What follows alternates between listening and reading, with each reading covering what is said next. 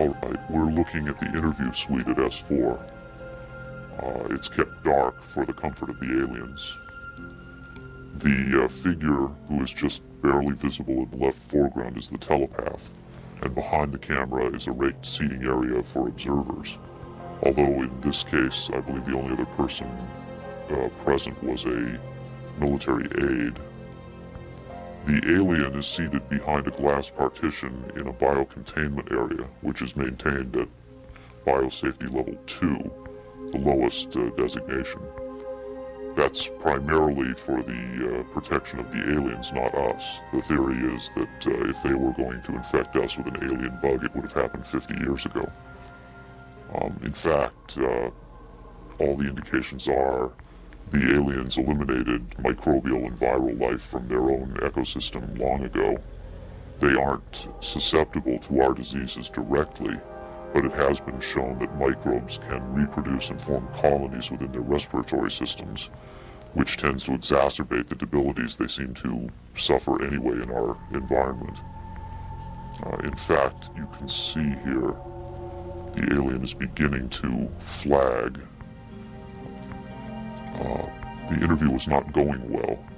The telepath was trying to clarify some points from a previous interview, but he wasn't receiving coherent responses. As you can see, the being is in real distress. At this point, the telepath is sending out a message to the medical staff. He's trying to communicate with the alien, but he's getting no response.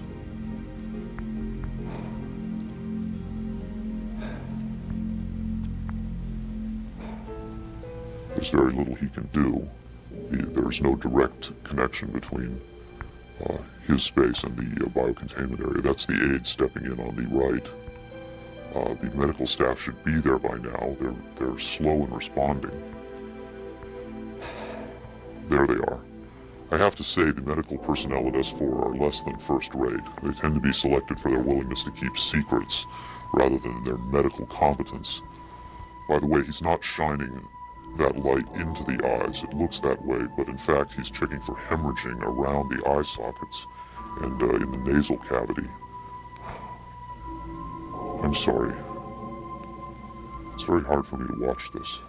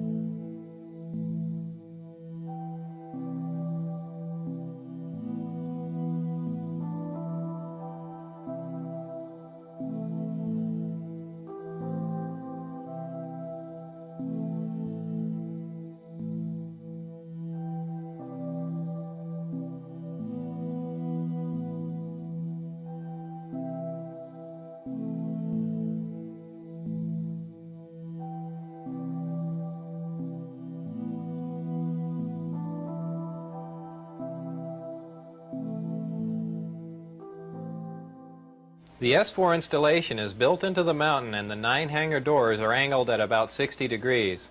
These doors are covered with a sand-textured coating to blend in with the side of the mountain and the desert floor. The hangar that housed the sport model was like a typical airplane hangar with the exception of the angled doors that I mentioned before. The hangar was equipped with typical tools and extensive electronic equipment. It also had a machine with an X-ray emblem on it and an overhead crane rated at 20,000 pounds. Equipment in this hangar was marked with a black number 41 with a white circle around it. It was outside of this hangar that I saw the sport model tested.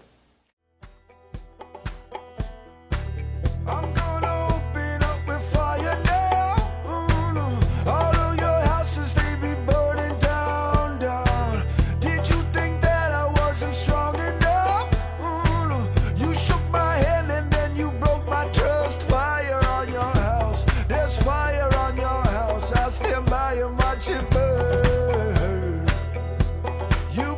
song yourself. You brought the song yourself. I stand by and watch it burn. Yeah. I tried to